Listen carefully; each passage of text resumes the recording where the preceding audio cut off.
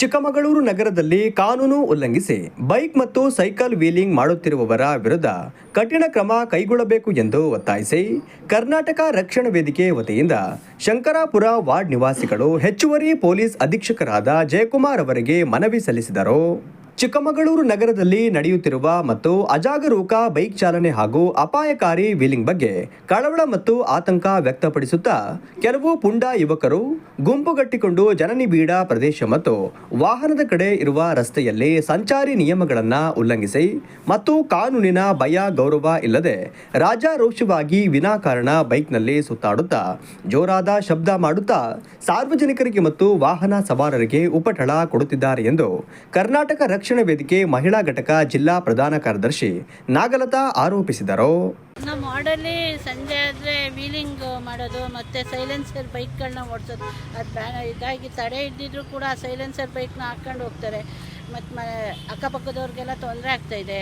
ಮತ್ತು 10 ಗಂಟೆ ಆದರೆ ಈಗಾಗಲೇ ಸಣ್ಣ ಸಣ್ಣ ಹುಡುಗರು ಸೈಕಲ್ ಕದಿಯೋದು, ಮನೆ ಭಾಗದಲ್ಲಿ ನಿಲ್ಲಿಸಿರೋ ಪಾತ್ರೆಗಳು ಅವು ಇವು ಕದಿಯೋದು ಮಾಡ್ತಿದ್ದಾರೆ. ಹಂಗಾಗಿ ಬೀಟ್ ಪೊಲೀಸ್ ಇಲ್ಲ ನಮಗೆ. ಮತ್ತು ಆವಾಗ ವಾರ್ಡ್ ಪೊಲೀಸ್ ಅಂತ ಬಿಡ್ತಿದ್ರು, ಅವರಿಲ್ಲ. ಮಹಿಳೆಯರೆಲ್ಲ ಆ್ಯಕ್ಚುಲಿ ಇದಕ್ಕೆ ಸ್ಟೇಷನ್ಗೆ ಹೋಗೋಕ್ಕೆ ಭಯ ಪಡ್ತಾರೆ. ಆವಾಗ ವಾರ್ಡ್ ಪೊಲೀಸ್ ಅಂತ ಬಿಡೋರು ಅವ್ರ ಹತ್ರ ಸಮಸ್ಯೆ ಹೇಳ್ಕೊತಿದ್ರು. ಒಂದು ಫೋನ್ ಬಂದಿದ್ರೆ ಅವರು ಎಲ್ಲ ಸಮಸ್ಯೆನೂ ಕೇಳ್ಕೊತಿದ್ರು. ಇವಾಗ ವಾರ್ಡ್ ಪೊಲೀಸ್ ಯಾರಂತಲೇ ವಾರ್ಡ್ಗಳಲ್ಲಿ ಬಿಡ್ತಾ ಇಲ್ಲ. ಹಾಗಾಗಿ ಆರಕ್ಷಕದವರು ಅದ್ರ ಬಗ್ಗೆ ಗಮನ ಕೊಡಬೇಕು. ಮತ್ತು ಮಾತಾಡೋಕ್ಕೆ ಹೋದರೆ ಸಣ್ಣ ಸಣ್ಣ ಹುಡುಗರು ಗಲಾಟೆಗೆ ನಿಲ್ತಾರೆ, ಕೇಳಲ್ಲ ಹೇಳಿದ ಮಾತು. ದಯವಿಟ್ಟು ಬೀಟ್ ಹಾಕಿ ಅದನ್ನು ಒಂಚೂರು ಸರಿಪಡಬೇಕು ಅಂತ ಕೇಳ್ಕೊಂತೀವಿ. ಯಾರು ಹೇಳಿದ್ದಾರೆ? ನನ್ನ ಜೊತೆಗೆ ನಮ್ಮ ರಕ್ಷಣಾ ವೇದಿಕೆಯ ತಾಲೂಕು ಅಧ್ಯಕ್ಷರಾದಂಥ ಅನ್ನಪೂರ್ಣ ಅವರಿದ್ದಾರೆ, ಹಾಗೂ ಜಿಲ್ಲಾ ಕಾರ್ಯದರ್ಶಿಯಾದಂಥ ಶೈಲಕ ಅವರಿದ್ದಾರೆ, ಹಾಗೂ ತಾಲೂಕು ಕಾನೂನು ಸಲಹೆಗಾರರಾದಂಥ ಆಶಾ ಮೇಡಮ್ ಇದ್ದಾರೆ. ಜೊತೆಗೆ ಕರ್ನಾಟಕ ರಕ್ಷಣಾ ವೇದಿಕೆ ಜಿಲ್ಲಾ ಪ್ರಧಾನ ಕಾರ್ಯದರ್ಶಿ ನಾಗಲತ್ ಅವರು, ಹಾಗೆ ವಾರ್ಡಿನ ಸಿಬ್ಬಂದಿ ವಾರ್ಡಿನವರು ಕೂಡ ಇದ್ದರು. ಅವ್ರಿಗೂ ಕೂಡ ನನ್ನ ಮೂಲಕ ಧನ್ಯವಾದಗಳನ್ನ ತಿಳಿಸ್ತೀನಿ. ಶಂಕರಾಪುರ ನಿವಾಸಿ ರಾಘವೇಂದ್ರ ಅವರು ಮಾತನಾಡಿ, ಇತ್ತೀಚೆಗೆ ಇವರ ಹಾವಳಿ ಹೆಚ್ಚಾಗಿದ್ದು ಅಟ್ಟಹಾಸ ಮೆರೆಯುತ್ತಿದ್ದಾರೆ. ಇದರಿಂದ ನಾಗರಿಕರು ಕೂಡ ಭಯದಿಂದ ಪೊಲೀಸರಿಗೆ ದೂರು ಕೊಡದೆ ಮೌನವಾಗಿದ್ದಾರೆ. ಆದ್ದರಿಂದ ಸಾರ್ವಜನಿಕ ಹಿತಾಸಕ್ತಿಯಿಂದ ಸದರಿ ದೂರನ್ನ ಗಂಭೀರವಾಗಿ ಪರಿಗಣಿಸಿ ವೀಲಿಂಗ್ ಮತ್ತು ಅತಿ ವೇಗವಾಗಿ ಬೈಕ್ ಓಡಿಸುವವರ ವಿರುದ್ಧ ನಿರ್ದಾಕ್ಷಿಣ್ಯ ಕಠಿಣ ಕ್ರಮ ಕೈಗೊಳ್ಳುವಂತೆ ಮತ್ತು ಕಡಿವಾಣ ಹಾಕುವಂತೆ ವಿಶೇಷ ದಂಡವನ್ನ ರಚಿಸಿ ಗಸ್ತು ನಿಯೋಜನೆ ಮಾಡುವಂತೆ ಒತ್ತಾಯಿಸಿದ್ದಾರೆ. ಸರ್ ನೋಡಿ, ಭೂಮಿಕಾ ಚಾನಲ್ ಯಾವಾಗಲೂ ಸಮಾಜಮುಖಿಯಾದ ಕೆಲಸ ಮಾಡ್ತಿದೆ. ನಮ್ಮ ಪರ ಯಾವಾಗಲೂ ನಿಲ್ತಾನೆ ಇರುತ್ತೆ. ಈಗಲೂ ಕೂಡ ನಗರದಲ್ಲಿ ಕೆಲವು ಪುಂಡ್ರು ಐನಾತಿನ ನನ್ನ ಮಕ್ಕಳು ವೀಲಿಂಗ್ ಮಾಡ್ತಾರೆ, ರ್ಯಾಶ್ ಡ್ರೈವಿಂಗ್ ಮಾಡ್ತಾರೆ. ಅದ್ರ ವಿರುದ್ಧ ನಾವು ರಕ್ಷಣಾ ವೇದಿಕೆ ಮತ್ತು ನಮ್ಮ ವಕೀಲರು ಸಾಹೇಬರು ಸೇರಿಬಿಟ್ಟು SP ಸಾಹೇಬರಿಗೆ ಒಂದು ಮನವಿ ಕೊಟ್ಟಿದ್ದೀವಿ. ಇವರಿಗೆಲ್ಲ ಎಡೆಮುರಿ ಕಟ್ಟಬೇಕು ಅಂತ ಹೇಳಿ ನಿರ್ದಾಕ್ಷಿಣ್ಯವಾದ ಕ್ರಮ ತೆಗೆದುಕೊಳ್ಳಬೇಕು ಅಂತ ಹೇಳ್ಬಿಟ್ಟು ನಾವು ಇವತ್ತೊಂದು ಮನವಿ ಕೊಟ್ಟಿದ್ದೀವಿ. ಮುಖ್ಯವಾಗಿ ಎಲ್ಲಿ ಜನನಿಬಿಡ ಪ್ರದೇಶ ಇರುತ್ತೆ, ವಾಹನ ದಟ್ಟಣೆ ಎಲ್ಲಿರುತ್ತೆ, ಇವರು ಅಟ್ಟಹಾಸ ಮೆರಿತಾ ಇರ್ತಾರೆ.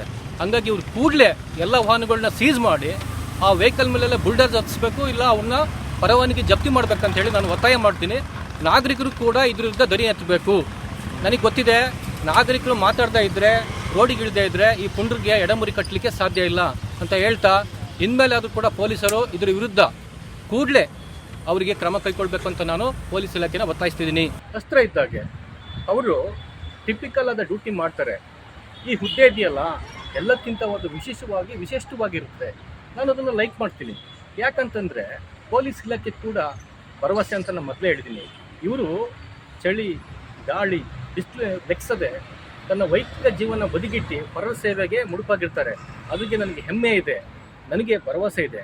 ಮತ್ತು ಇನ್ನೊಂದು ಹೇಳ್ತಾ ಹೋಗ್ತೀನಿ, ಪೊಲೀಸ್ ಅಂತಂದರೆ ನಿಷ್ಠೆ, ಪರಾಕ್ರಮ ಮತ್ತು ಇವರ ಶೌರ್ಯನ ನಾವು ಸ್ಮರಿಸಬೇಕು.